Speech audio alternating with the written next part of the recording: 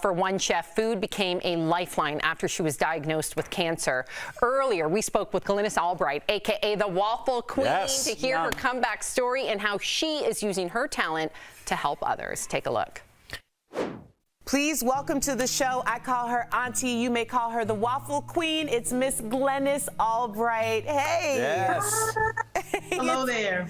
It's so good to see you. It's always great to see you. So let's get right into your story. So I know you've loved cooking and baking since you were a kid, but it was a trip to the doctor as an adult that changed the way you looked at food. So can you tell us about your diagnosis?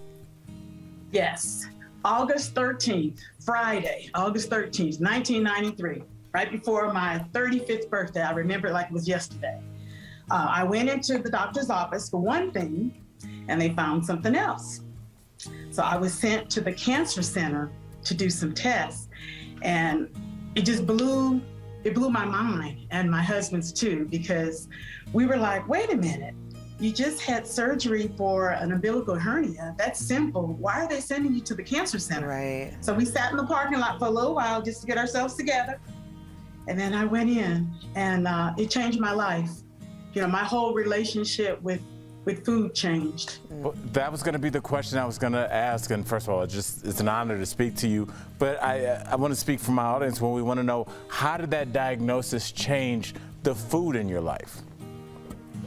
Well, before, as a kid and a young adult, I ate because I was hungry. But now, I eat for nutrition. I eat to live longer.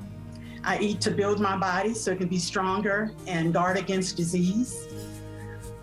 My whole life changed, and so did my family's too, because now when I cook and bake for them, I prepare things a certain way. Less sugar, less fat, less salt, more nutrients, real food, not manufactured foods.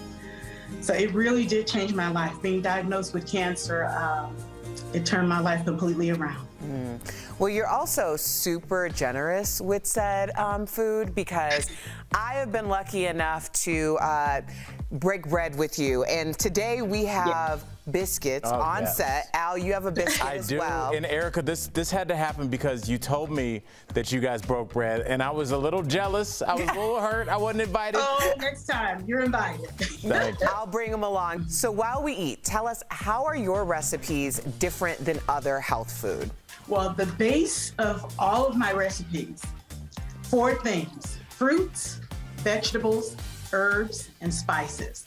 My first company that I started during my storm, between 1994 and 1996, when I was going through my storm, I started a company called Just Sweet Enough.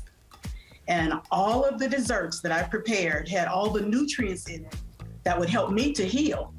And I started sharing those desserts with everybody. And of course, it became a business. So I decided to come up with a dessert line that would help not only myself, but other people to heal from cancer. And then through the years, it evolved, where other people were coming into the gourmet shop to say, well, you know, I'm morbidly obese, so I have diabetes.